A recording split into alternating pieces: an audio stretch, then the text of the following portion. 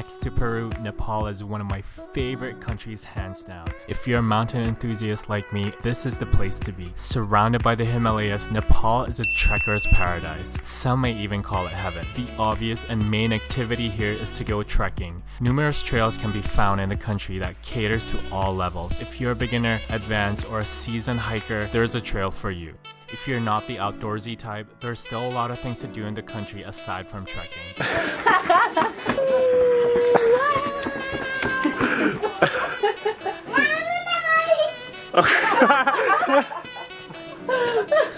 Nepal is a country I see myself going back to again 1, 2, or 10 times more. Aside from trekking, Nepal is also known for its friendly locals and delicious food. If Nepal is not high up on your places to visit, maybe I can convince you to consider looking into exploring the country.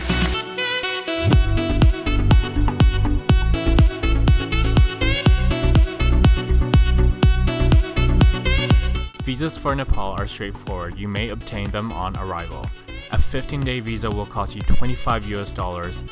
For a 30-day visa, it'll be $40, and for a 90-day visa, it'll set you back $100. These prices are for single entry visas, but if you wish to have a multiple entry visa, you just need to add $20 on top of the base price I just mentioned. If you're going to be doing a hike in Nepal, you need a couple of permits. Depending on the hike you do, permits may vary as some trails require more than others. Because I did the Annapurna base camp trek and Poon Hill the last time I was there, this guide will be focused more on the ABC trek. Your first stop is most likely going to be Kathmandu, the capital city of Nepal.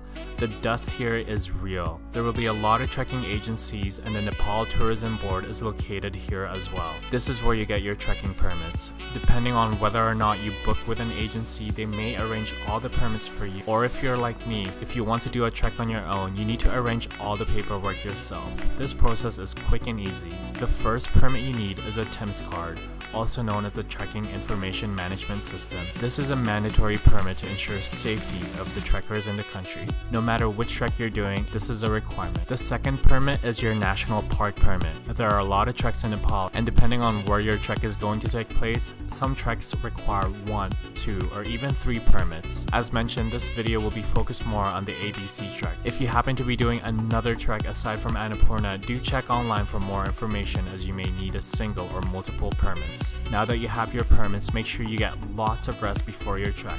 Depending on your condition level, the ABC trek with Poon Hill can take up anywhere between 8 to 12 days. Before you start your trek, be sure to pack enough clothes to last you for the duration of your trek. Don't bring too much, as you will be carrying your backpack with you unless you get a porter to take it up. Pack only the essentials. The other thing you should know about treks in Nepal is that food and beverages are available throughout the trail. There are tea houses where you can purchase food or get drinks.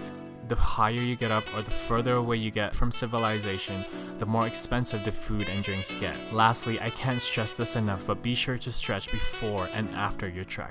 You're welcome. The trail starts off in Nepal. You'll have to go through 2 checkpoints before you officially start your trek. One is for you to check in with your TIMS card, and the other checkpoint is to check your national park permit. Once you get through the checkpoints, get ready for a 5 to 7 hour hike. This is going to be your standard hiking hours for the next coming days. You normally wake up super early in the morning and you end up at your next destination in the afternoon. You'll start off in Nepal with an elevation gain of 1,070 meters, and then you'll head up to Ulleri on the first day. Ulleri is 1,960 meters. Your first day consists of mostly going up, so brace yourself for leg day and make sure you stretch. On the second day, you'll continue moving forward to Gorepani. Gorepani is 2,800 meters, but the majority of the trek on this day will be downhill. Hola. Hola. What do you think of the hike so far? This is nice Yeah? because it's almost all the way down. Once you get to Gorepani, be sure to rest up because you'll get up really early the next day to catch the sunrise up at Poon Hill. From Gorepani, it's about a 45-minute hike. Waiting for the sun to come up over the Himalayan range is so worth it. Poon Hill is a viewpoint offering panoramic views of the different mountain peaks surrounding the area. Once you're done soaking up the beautiful views up at Poon Hill, you will make your way back down where you stayed for the night, have breakfast, and get yourself ready for another day of trekking. Your next stop is Tarapani. It has an elevation gain of 2,630 meters. If you did do Poon Hill early in the morning, don't worry because the majority of the trek from Gorepani to Tarapani is downhill. As you continue on to the next day, it's another day of going downhill to Chomrong, which is 2,170 meters. From Chomrong, you have two options as your next destination. You can stop for the night at Bamboo or stop at Devan, which is a bit more further than Bamboo. Devan has an elevation gain of 2,520 meters and Bamboo has an elevation gain of 2,310 meters. My recommendation is to continue making your way past Bamboo as Devan is only 45 minutes away from Bamboo. Basing yourself here for the night will give you a much better head start for the next day. As you get closer to base camp, the temperature will slightly drop. It's day 6 of our trek today, and it's getting colder, that's for sure. Bring layers for this hike so you could wear more clothes when you get cold and take off your layers when you get warm. Depending on where you end up, your next stop is most likely MBC or Machu Picchu Base Camp. MBC has an elevation gain of 3,700 meters. Once you get here, make sure you're well rested as the next day you'll be waking up around 4 a.m. to make your way up to Annapurna Base Camp. From MBC, the Annapurna Base Camp is about 2 hours away with an elevation gain of 4,130 meters. Once you've made it here, enjoy it and soak it all in.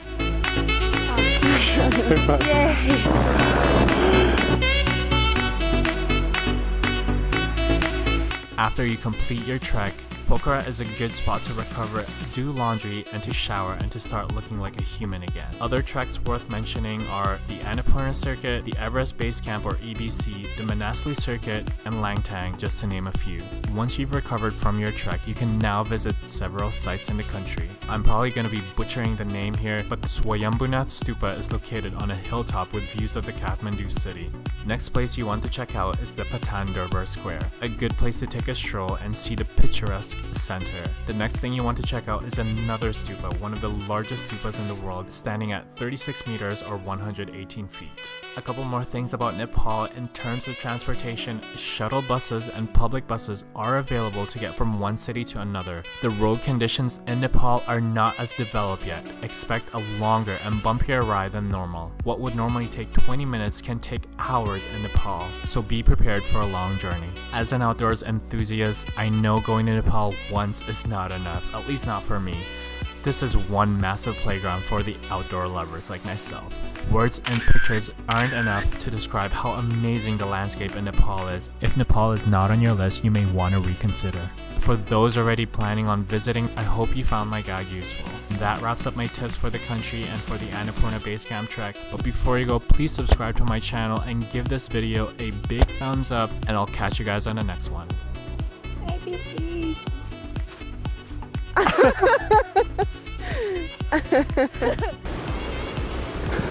Ay, te odio. Ya. Mika, te odio. Carolina, you okay? Lo siento. Are you stuck? Don't fall. Oh my god.